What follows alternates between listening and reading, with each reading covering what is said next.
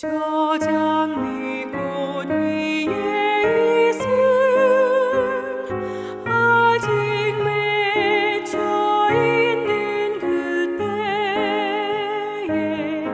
귀에 흐르는 이 소리 들리니 주 음성 분명하다. 주님 나와 동행을 하면서 나를 친구 삼으셨네. 우리 서로 받은 그 기쁨은 알 사람이 없도다.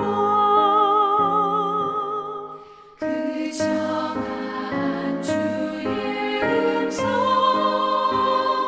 우는 새도 잠잠케 한다. 내게 들리던 주의 음성이 늘 위에 쟁쟁하다. 주님 나와 동행을 하면서 나를 친구 삼으셨네. 우리 서로 받은 그 기쁨은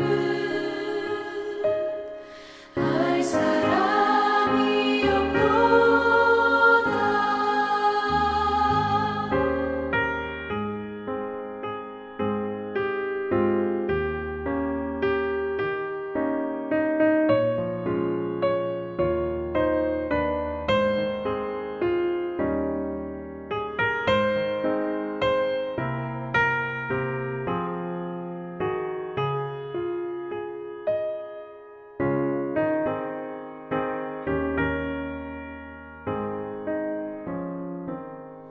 밤 깊도록 동산하네. 주와 함께 있으려 하나. 외로운 세상에 갈 일 많아서 날 가라 명하시나. 주님 나와 동행을 하면서 나를 친구 삼으셨네. 우리 서로 받은 그 기쁨은 알 사람이 없도다.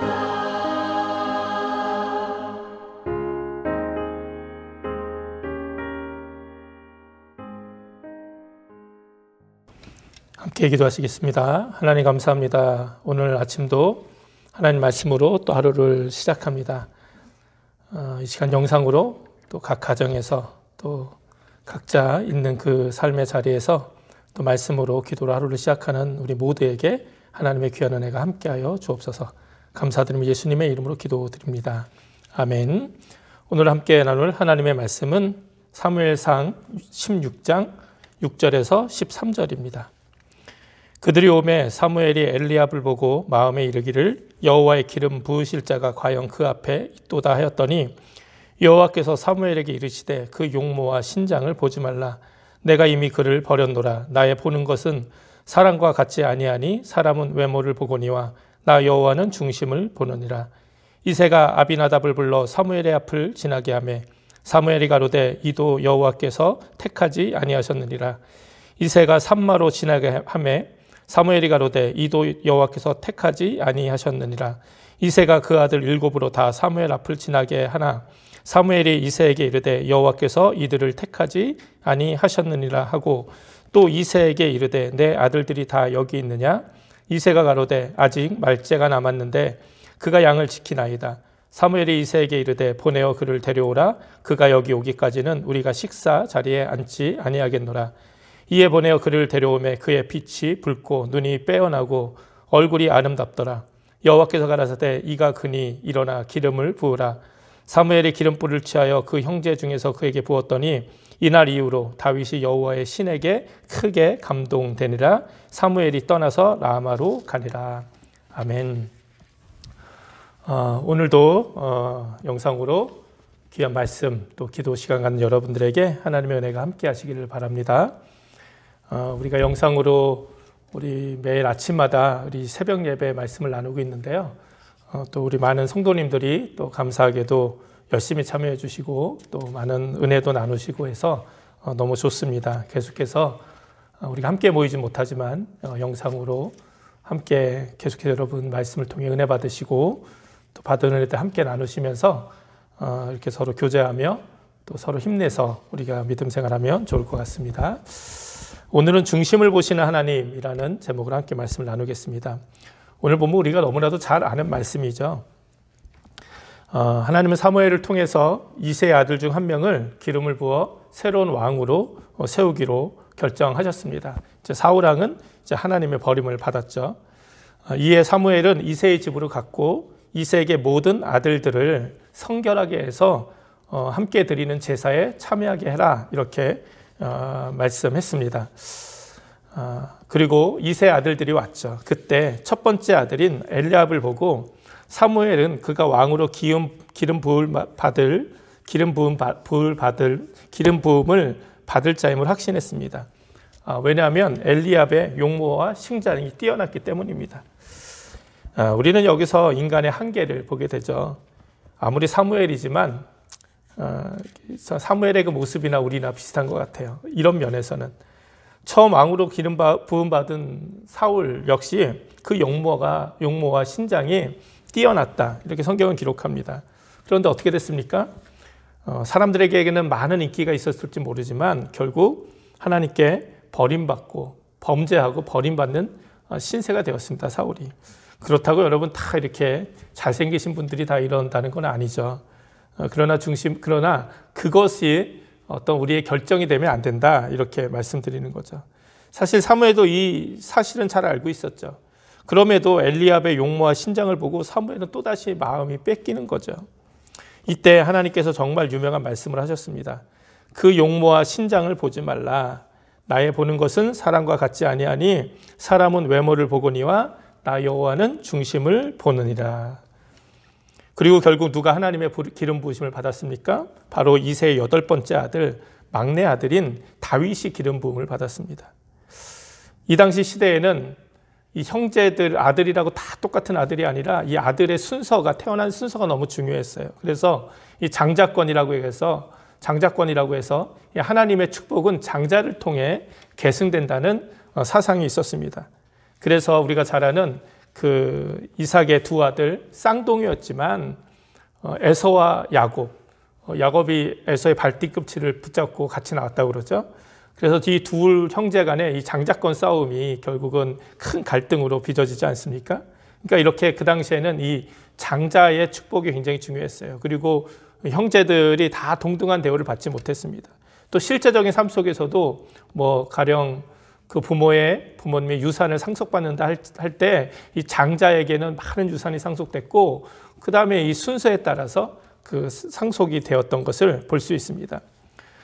사무엘에게도 역시 8명의 아들이 있었는데 우선순위가 어디 있었겠습니까? 당연히 엘리압 첫 번째 아들에게 있었겠죠. 그리고 더군다나 이 엘리압은 그 용모와 신장이 커서 누가 보기에도 참 큰일 할 사람이다 이렇게 생각했던 것이죠. 그런데 다윗은 8번째 마지막 아들이었습니다. 나이도 어렸을 것이고 그러니까 아무래도 그 집에서 좀 기대를 덜 받는 그런 존재였겠죠. 그래서 사무엘이 와서 아들들을 다 데리고 오라고 해도 거기에 빠지게 되는 그런 모습이었습니다. 그러나 그렇게 가정에서조차 기대받지 못했던 막내 아들이었는데 하나님은 그 다윗을 선택하셨죠. 그 이유가 무엇입니까? 오늘 말씀하신 것처럼 하나님께서는 다윗의 중심을 보셨기 때문이에요. 자, 그렇다면 하나님이 보신 다윗의 중심은 무엇이었을까요? 오늘 본문에 나타나지 않지만 이 다윗의 삶을 보면, 그리고 또 시편 78편 70절에서 72절에 보면 하나님이 다윗을 선택하신 분명한 이유가 기록되어 있어요. 제가 한번 읽어보겠습니다. 또 그 종 다윗을 택하시되 양의 우리에서 취하시며 전 양을 지키는 중에서 저희를 이끄사 그 백성인 야곱, 그 기업인 이스라엘을 기르게 하셨더니 이에 저가 그 마음에 성실함으로 기르고 그 손에 공교함으로 지도하였도다. 이렇게 말씀하고 있어요. 하나님이 보신 다윗의 중심은 가장 먼저 그 마음의 성실함이었다는 거죠. 하나님은 다윗을 양의 우리에서 취하셨고 전 양을 지키는 중에 선택하셨다. 다윗은 목자였습니다. 그는 자신에게 맡겨진 양 한 마리 한 마리를 최선을 다해서 성실하게 보살폈다는 것이죠. 하나님은 다윗의 이런 마음을 보시고 다윗에게 이스라엘을 맡겨도 그 이스라엘을 이렇게 성실함으로 지도하겠구나, 이끌겠구나 확신하셨다는 거예요. 정말 성경에 나온 것처럼 예수님도 작은 일에 충성된 자에게 큰 일도 맡기시겠다 말씀하셨습니다. 아무리 우리가 지금 하고 있는 일이 작은 일이라도 정말 성실하게 그 일을 감당하는 그 중심을 하나님께서 보신다는 거예요. 무엇보다 여기서의 다윗의 성실함은 단지 맡겨진 일에 대한 성실함만은 아니었습니다. 또 사람에게 인정받고 보이려고 하는 성실함은 더더욱 아니었습니다. 다윗의 이 마음의 성실함은 바로 하나님 앞에서의 성실함이었다는 거예요. 누가 보든 보지 않든, 누가 인정해 주든 그렇지 않든 바로 하나님 앞에서 정말 신실하게 성실하게 살아가려는 바로 그 모습이라는 것이죠. 오늘 우리들에게도 이런 귀한 마음의 성실함, 중심이 필요한 줄 믿습니다. 우리가 교회 일을 하든지 세상에서 어떤 일을 하든지 사람에게 인정받으려고 하는 것이 아니라 정말 하나님 보시기에 부끄럽지 않게 정말 하나님이 인정하시는 그 삶을 살고 싶은 그 마음의 성실함이 있어야 된다는 거예요. 성경에 나오는 하나님이 귀하게 쓰신 사람들은 다 공통적으로 이런 성실함을 가지고 있었다는 거죠. 요셉이 그랬고, 모세가 그랬고, 여호수아가 그랬고, 오늘 다윗이 그랬습니다.